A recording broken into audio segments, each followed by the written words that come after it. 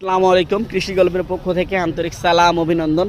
আমি আপনাদের মাঝে আবারও নিয়ে চলে আসলাম বার্মা সুপারি। এই যে দেখতে পাচ্ছেন যে গাছগুলা, এগুলো কিন্তু খুবই লাভজনক একটি ব্যবসা।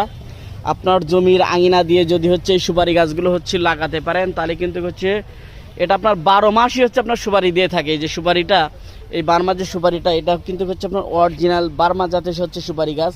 এই যে দেখতে পাচ্ছেন, এটা কিন্তু প্রচুর পরিমাণ ফলন হয়ে থাকে।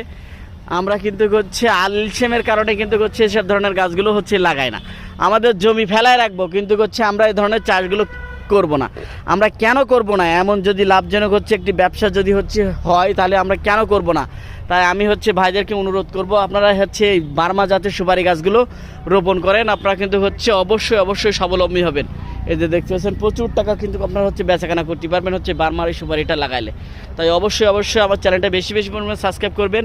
ভালো থাকুন, সুস্থ থাকুন, আল্লাহ হাফেজ।